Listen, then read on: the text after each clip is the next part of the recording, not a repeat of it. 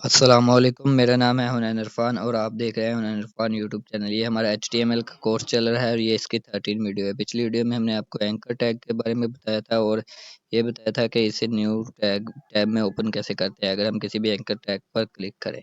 तो ये आज हमारी 13 वीडियो है HTML कोर्स की और इसमें आज हम आपको बताने जा रहे हैं इमेज टैग के बारे में। इमेज टैग के बारे में प्रॉपर इसके एट्रीब्यूट वगैरह बताए जाएंगे, इसकी ऑल प्रॉपर्टीज़ वगैरह विथ हाइट बॉर्डर ये सब कुछ भी बताया जाएगा इसी वीडियो में। तो इससे पहले हमारे चैनल को सब्सक्राइब कर दें ताकि हम आपके लिए इस तरह के यूज़फुल कोर्सेज ला सकें जिसमें आपको वैल्यू प्रोवाइड होती हो। तो चलते हैं लैपटॉप की स्क्रीन पर और बिना किसी देरी के देख लेते हैं। तो ये हम लैपटॉप की स्क्रीन पर आ गए। यहाँ मैंने पर HTML कोर्स के फोल्डर ओपन किया हुआ है जिसमें हम अपनी सारी फाइल्स वगैरह बनाते हैं और इसे मैं VS कोड में ओपन कर लेता हूँ। और यहाँ पर मैं बना लेता हूँ एक अपने यहाँ पर फाइल बना लेता हूँ। यहाँ पर VS वीडियो 13 के नाम से मैं यहाँ पर एक फ़ोल्डर बना लेता हूँ। ये मैं 13 के नाम से एक फ़ोल्डर बना लेता हूँ और इसके अंदर अपनी फ़ाइल बना लेता हूँ index.html के नाम से। ये मैंने index.html के नाम से ये फ़ाइल बना ली है और यहाँ पर अब हम यहाँ पर एक बॉयलर प्लेट कोड जनरेट कर लेते हैं।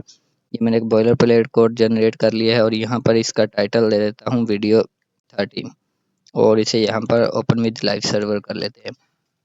ये इसे ओपन विद लाइव सर्वर कर लिया। ये ऊपर वीडियो 13 का आ रहा है हमारा टाइटल। अब इसके अंदर हम अपनी एक इमेज टैग को देखने जा रहे हैं। तो उसके पहले मैं यहाँ पर एक हेडिंग ले लेता हूँ और हेडिंग में यहाँ पर लिख देता हूँ इमेज टैग। यहाँ पर इमेज टैग लिख देता हूँ और यहाँ पर अब हम अपने इमेज टैग को यूज़ करने के लिए यहाँ पर IMG लिखेंगे।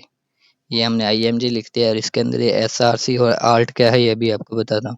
ये हमारा इमेज टैग है और इसके अंदर ये SRC का मतलब है सोर्स, यानी कि हमारी इमेज पड़ी कहाँ है।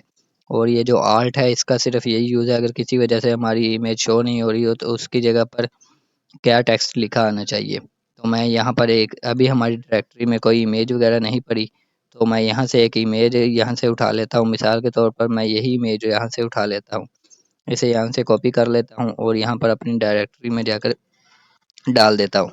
इसे मैंने यहाँ पर डाल दिया है imran.jpg। अपने यहाँ पर प्रॉपर्टीज़ में चले जाना है और यहाँ पर आपने इसकी नाम फाइल का देख लेना है और ये इसके एक्सटेंशन, क्योंकि एक्सटेंशन के बगैर ये शो नहीं होगी। इसके एक्सटेंशन JPG है, इसका नाम इमरान मैंने रखा हुआ है। तो यहाँ पर आपने वापस से VS कोड में आ जाना है और अभी ये दोनों सेम डायरेक्टरी में हमारी फाइल और ये पड़ी हुई है, ये देखें। और अब यहाँ पर ब्राउज़र में चलकर देखते हैं। ये देखिए ये हमारी इमेज यहाँ पर आ गई है और अब ये देखिए ये इसी डायरेक्टरी में था इसलिए डायरेक्ट आ गई है। अगर मैं इसे यहाँ पर फ़ोल्डर में बनाकर और इसे फ़ोल्डर में रख देता हूँ, ये देखिए मैंने फ़ोल्डर पर रख दिया। ब्राउज़र पर चलकर देखते हैं तो ये देखिए कोई इमेज शो नहीं हो रही। हालाँकि मैंने इमेज का नाम और एक्सटेंशन ठीक दी हुई है, लेकिन अगर हमें किसी ये हमारी इस डायरेक्टरी में नहीं है जिस डायरेक्टरी में हमारी फ़ाइल है, तो उसके लिए अब हमें यहाँ पर पहले फ़ोल्डर का नाम देना होगा। ये देखें ये VS कोड ऑटोमेटिकली डिटेक्ट कर लेता है और इसके अंदर इमेज टैग। अब यहाँ पर ब्राउज़र पर चल कर देखते हैं। अब यहाँ पर ये देखें शो हो रही है। तो इस तरह से आप काम कर सकते हैं। डायरेक्टरी का देखना बहुत ज़रूरी है। अगर तो हमारी सेम डायरेक्टरी में फ़ाइल और इमेजेस पड़ी हैं तो हम डायरेक्ट दे सकते हैं। अगर किसी और डायरेक्टरी में फ़ोल्डर वगैरह में पड़ी तो पहले फ़ोल्डर का नाम, उसके बाद हमने अपनी इमेज का नाम और फिर उसके साथ उसकी एक्सटेंशन। अब यहाँ पर मैं आल्ट टैग का आपको बता देता हूँ। मैं यहाँ पर लिख देता हूँ इमरान, ये यहाँ पर लिख देता हूँ इमरान खान इमेज। तो ये हमारा काम क्या करेगा, यहाँ पर लिख देता हूँ IM, यहाँ पर लिख देता हूँ और अभी ब्राउज़र पर चलकर देखते हैं। तो ये देखें अभी ब्राउज़र पर कुछ भी नहीं हो रहा, लेकिन अब हम देख लेते हैं। मिसाल के तौर पर मैं यहाँ से नाम गलत कर देता हूँ, यानी कि URL थोड़ा सा कोड या गलत कर देता हूँ। अब देखिए यहाँ पर अब ये हमारी आल्ट प्रॉपर्टी आ रही है। अगर किसी भी वजह से हमारी इमेज शो ना हो, जब तक लोड ना हो, तो या हम हमारी डायरेक्टरी गलत हो जाए तो उसकी जगह पर हमें ये प्रॉपर्टी यहाँ पर जो भी लिखेंगे वो यहाँ पर दिखाई दे देगा कि ये प्रॉपर्टी किस चीज़ से, ये इमेज किस चीज़ से रिलेटेड है। ये SEO के लिए भी बहुत ज़रूरी होता है। सर्च इंजन वगैरह वो यहीं से उन्हें पता चलता है कि ये इमेज किस चीज़ के बारे में है। तो उसके बाद हम अब यहाँ पर देख लेते हैं। उसके बाद हम यहाँ पर देख लेते हैं हमारी, ये हमने आल्ट देख लिया, एट्रीब्यूट SR से एट्रीब्यूट देख लिया है। उसके बाद पहले तो मैं यहाँ पर इस इमेज को सेट कर देता हूँ। यहाँ पर ब्राउज़र पर चलते हैं। ये देखिए अभी हमारी इमेज आ रही है। तो अब हम यहाँ पर इमेज को बॉर्डर वगैरह भी दे सकते हैं। तो मैं यहाँ पर इमेज को बॉर्डर दे लेता हूँ। मैं मिसाल के तौर पर यहाँ पर बॉर्डर दे लेता हूँ। ये मैंने यहाँ पर बॉर्डर दे दिया है और यहाँ पर बॉर्डर मैं दे देता हूँ 3 पिक्सल मिसाल के तौर पर दे देता हूँ। ये भी हमारी एक प्रॉपर्टी है। ये देखें, ये इमेज को एक बॉर्डर आ गया, यहाँ पर आप देख सकते हैं।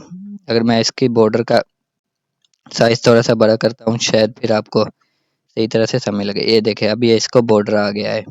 ये बॉर्डर वगैरह हम ये सब कुछ देते हैं CSS की मदद से, लेकिन अभी सिर्फ हम HTML देख रहे हैं, तो हम HTML की मदद से देना देखेंगे जब हम आपको CSS का कोर्स आपके लिए लेकर आएंगे, फिर हम आपको ये सारी प्रॉपर्टी CSS में बताएंगे। तो यहाँ पर ये हमने अपना बॉर्डर दे दिया है। उसके बाद हम अपनी विथ हाइट भी दे सकते हैं। मैं यहाँ पर विथ ले लेता हूँ और यहाँ पर ये विथ देखते हैं। मिसाल के तौर पर मैं यहाँ पर रख देता हूँ 400 पिक्सल। ये मैंने यहाँ पर 400 पिक्सल ली है और यहाँ पर ब्राउज़र पर चलते हैं, तो ये हमारी 400 पिक्सल विथ हो गई है। विथ और हाइट दे सकते हैं। अगर हम विथ नहीं देंगे, विथ देंगे और हाइट नहीं देंगे, तो वो हाइट ब्राउज़र अपने ऑटोमेटिकली लेकर यहाँ पर इसे ठीक कर देगा। अगर हम खुद से हाइट देंगे, ये देखिए मैं खुद से हाइट देकर दिखाता हूँ। ये मैंने खुद से हाइट दी है और अब यहाँ पर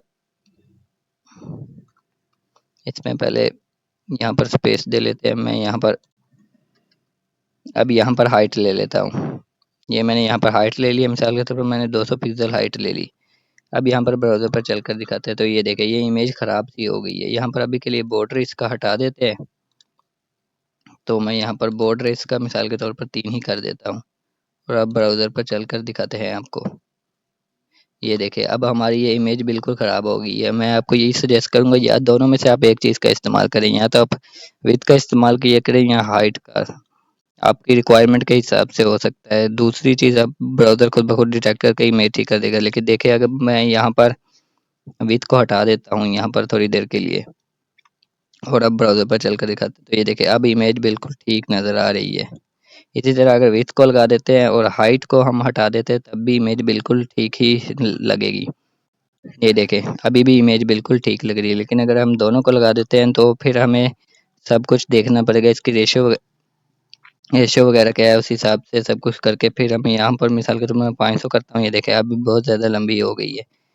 इस हिसाब से फिर हमें इसे खुद से मेंटेन करना पड़ेगा। इसलिए यही सजेस्ट किया जाता है, या तो आप विड्थ का इस्तेमाल कर लें या हाइट। तो दोनों में से किसी एक चीज़ का ही इस्तेमाल करें, ताकि आपको ये इमेज आपकी सही तरीके से आ जाए। तो ये आपकी रिक्वायरमेंट पर डिपेंड करता है। ये था हमारा इमेज टैग। तो ये हमारा HTML का कोर्स है। इस चैनल को सब्सक्राइब करना ना भूलें। कोर्स को सारी वीडियोस लाजमी देखें, इसकी प्रैक्टिस लाजमी करें, फिर ही आपको समझ लगेगी। मिलता है कोर्स की अगली वीडियो के साथ, तब तक के लिए चैनल को सब्सक्राइब करना ना भूलें। खुदा हाफिज़।